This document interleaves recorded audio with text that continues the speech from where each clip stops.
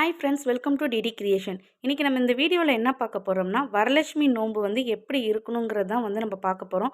Already வந்து நம்ம எளிய முறையில் படம் வச்சு எப்படி வரலட்சுமி பூஜை பண்ணலாம், கலசம் இல்லாமல் வெறும் படம் மட்டும் வச்சு எப்படி பூஜை பண்ணலாங்கிறத வந்து ஆல்ரெடி நம்ம பழைய வீடியோவில் ஒன்று கொடுத்துருக்கோம். அதை நான் வந்து உங்களுக்கு லிங்க்லேயே கொடுக்குறேன், டிஸ்கிரிப்ஷன்லேயும் கொடுக்குறேன், ப்ளஸ் ஐ பட்டன்லேயும் கொடுக்குறேன். அதை நீங்கள் போய் பார்த்து எப்படி பூஜை பண்ணணுன்னு தெரிஞ்சுக்கோங்க. இன்றைக்கி வந்து நம்ம என்ன பார்க்க போகிறோன்னா, கலசம் வச்சு, அதுவும் அப்படியே எளிய முறையில் கலசம் வச்சு இப்போ புதுசாக பூஜை செய்கிறவங்க இருப்பீங்கள்ல, அவங்களாம் கலசம் வச்சு எப்படி வந்து எளிய முறையில் பூஜை செய்யலாம் அப்படிங்கிறத வந்து நம்ம இந்த வீடியோவில் ஒரு டிப்பாக கொடுத்துருக்கோம். வாங்க வீடியோக்குள்ளே போகலாம். இப்போ வரலட்சுமி நோன்பு இது எந்த மாதங்க வரும்? ஆடி மாதம். ஆடி மாதத்தில் வந்து பௌர்ணமிக்கு முதல் நாள், அதாவது 4வது வாரம். ஆடியில் வந்து முதல் வெள்ளி இல்லாமல், 2ஆம் வெள்ளி இல்லாமல், 3ஆம் வெள்ளி இல்லாமல், 4ஆம் வெள்ளி, அதாவது 4வது வெள்ளிக்கிழமை வந்து வர்றதாங்க இந்த வரலட்சுமி நோன்பு. இது வந்து பொதுவாக யார் இருக்கலாம் அப்படின்னா, அனைவருமே இந்த பூஜையில் இருக்கலாம். சுமங்கலி பெண்கள், இளம் வயது பெண்கள், திருமணம் ஆகணும்னு நினைக்கிறவங்க, குழந்தை பிறக்கணும்னு நினைக்கிறவங்க, நம்ம வீட்டில் எப்போவுமே செல்வம் செழிப்பாக இருக்கணும், வரலட்சுமி தாய் எப்போவும் நம்ம வீட்டிலையே இருக்கணும், நம்மளை வந்து எப்பவும் பாதுகாத்து நம்ம கூட நம்ம வாழ்க்கையை வழிநடத்து போகணும்னு நினைக்கிற அனைத்து பெண்களும் இந்த பூஜையை பண்ணலாம். பெண்கள் மட்டும்தான் பண்ணணும்னு கிடையாது, ஆண்களும் இந்த பூஜையை பண்ணலாம். இப்போ இந்த வரலட்சுமி நோன்பு வந்து என்னைக்கு, எப்போ, எந்த நேரத்தில் வருது, அதை நம்ம எப்போ எப்படி கடைபிடிக்கணும், எந்தெந்த நேரத்தில் என்னென்ன பூஜை செய்யணுங்கிறத நான் உங்களுக்கு இந்த வீடியோவில் கொடுத்துருக்கேன். வாங்க வீடியோக்குள்ளே போகலாம். இப்போ வரலட்சுமி நோன்பு எப்போன்னு பார்த்தீங்கன்னா, ஆகஸ்ட் 8ஆம் தேதி. ஆகஸ்ட் 8ஆம் தேதி தமிழுக்கு பார்த்தீங்கன்னா ஆடி 23.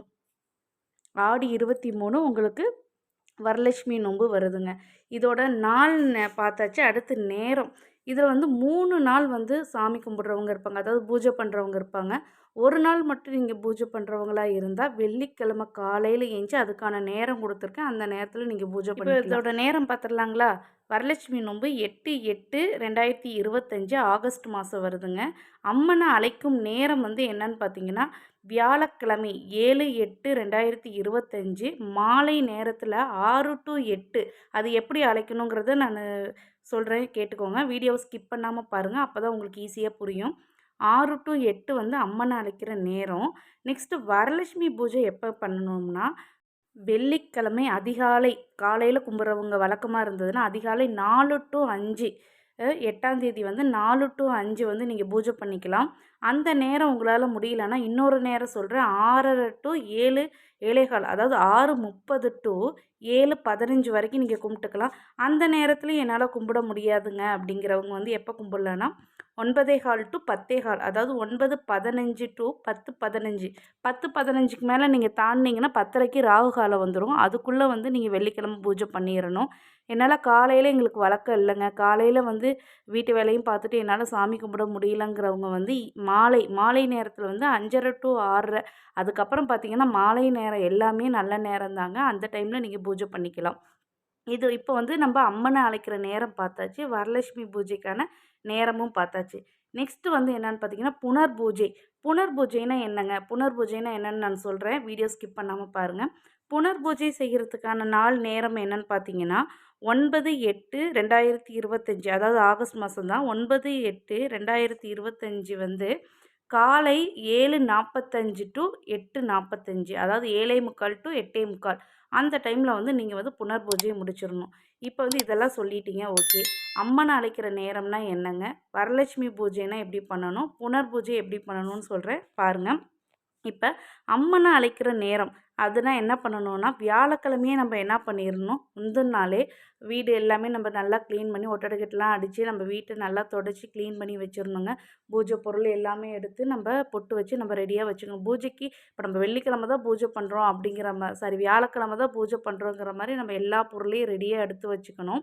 எடுத்து வச்சுட்டு சாயந்தரம் நம்ம வீட்டு வாசலில் வெளியில் வச்சு நம்ம ஒரு சின்ன மனை ரெடி பண்ணி அதில் வந்து நான் உங்களுக்கு புகைப்படம் இதிலே கொடுக்குறேன் பாருங்கள்.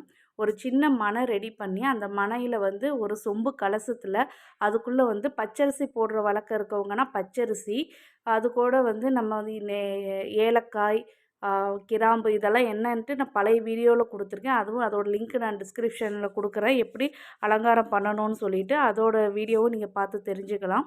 அதுக்குள்ளே வந்து ரூ. 1 நாணயம், உங்கள்கிட்ட தங்கம் இருந்ததுன்னா தங்க காயினோ இல்லை ஒரு மோதிரமோ அந்த மாதிரி போடலாம்.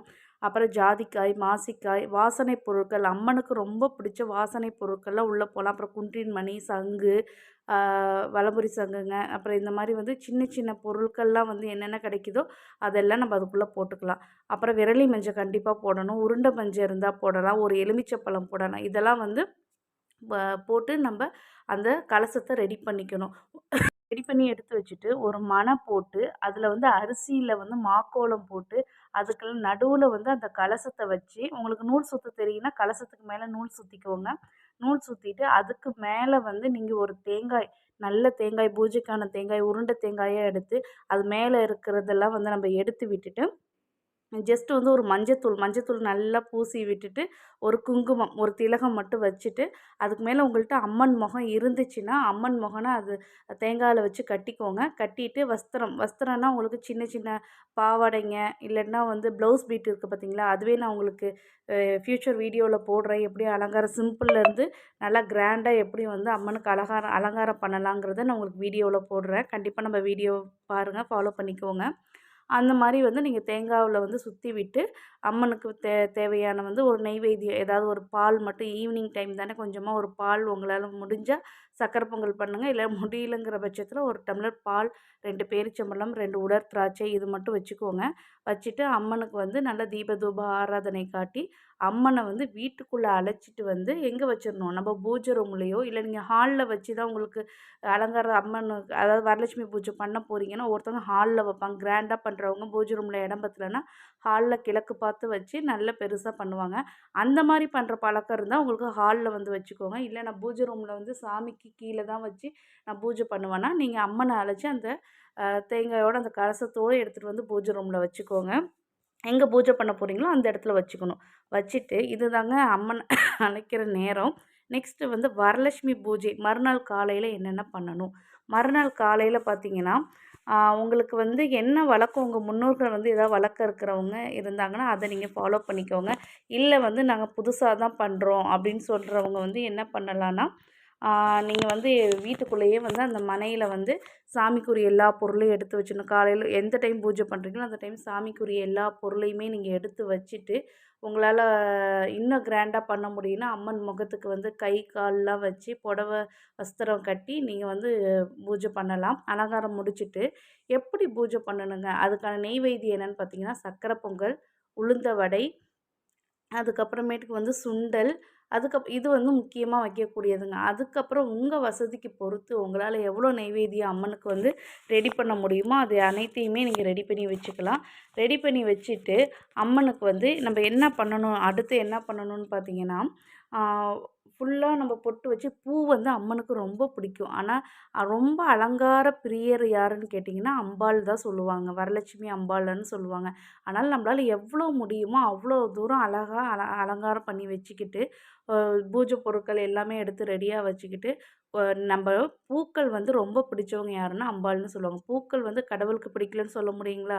அதனால் உங்களுக்கு எவ்வளோ பூ கிடைக்குதோ அவ்வளோ பூவை நீங்கள் எடுத்து வச்சுக்கோங்க. அது உதிரியாக எடுத்து வச்சுக்கிட்டு 108 போற்றி, மகாலட்சுமியோட 108 போற்றி வந்து நான் உங்களுக்கு கீழே டிஸ்கிரிப்ஷனில் கொடுக்குறேன். ஆல்ரெடி நம்ம பழைய வீடியோலையும் இருக்குது. நீங்கள் அதில் போய் பார்த்தீங்கனாலும் உங்களுக்கு அந்த போற்றி கிடைக்கும். அதேபோல் அந்த 108 போற்றிகளை உட்காந்து அம்பாளை நம்ம மனசார நினச்சிக்கிட்டு ஒவ்வொரு போற்றிக்கும் ஒவ்வொரு பூ எடுத்து போடலாம். இல்லைன்னா நீங்கள் ஒரு வெத்தலையில் வந்து ஒரு எலுமிச்சை பழத்தை வச்சு ஒரு குங்குமத்தை எடுத்து போற்றிகள் சொல்லலாம். போற்றி வந்து உங்களுக்கு எப்படி விருப்பம் இருக்குதோ, உங்களுக்கு வசதி என்னவோ அதுபடி போற்றி சொல்லலாம். அந்த மாதிரி 108 தடவை போற்றி சொல்லிட்டு நம்ம வீட்டில் வந்து பூஜை பண்ணி முடிச்சுட்டு அடுத்து நெக்ஸ்ட் வந்து தீபதூப ஆராதனை காட்டி அம்பாளுக்கு பூஜையை நிறைவு பண்ணிடலாம். நிறைவு பண்ணிவிட்டு தாம்பூலம் கொடுக்கறது வந்து வழக்கங்க. தாம்பூலத்தில் நீங்கள் என்னென்ன வைப்பீங்கன்னு கேட்டிங்கன்னா, உங்கள் வசதிக்கேற்ப முடியாதவங்க வெத்தலை பாக்கு, பூவு, ஒரு வளையல், மஞ்சள், குங்குமம் வச்சு கொடுக்குறவங்க இருக்கிறாங்க. இல்லை வசதியாக இருக்கவங்கன்னா ஒரு சின்ன பட்ஜெட்டுன்னு நீங்கள் எடுத்துக்கிட்டிங்கன்னா, ஒரு சின்ன தட்டில் வந்து ஒரு ப்ளவுஸ் பீட்டு கொடுக்கறது வந்து ரொம்ப, அது என்ன வஸ்திரம் கொடுக்கறது வந்து ரொம்ப விசேஷம்னு சொல்லுவாங்க. அதில் உங்களுக்கு என்ன முடியுமோ அதை வச்சு ஒரு ப்ளவுஸ் பீட்டு, ஒரு தேங்காய் இல்லை வாழைப்பழம் வைக்கலாம். இல்லாட்டினா வந்து வெற்றிலை பாக்கு, அதுக்கப்புறம் சீப்பு, கண்ணாடி, மெஹந்தி கோனுங்க.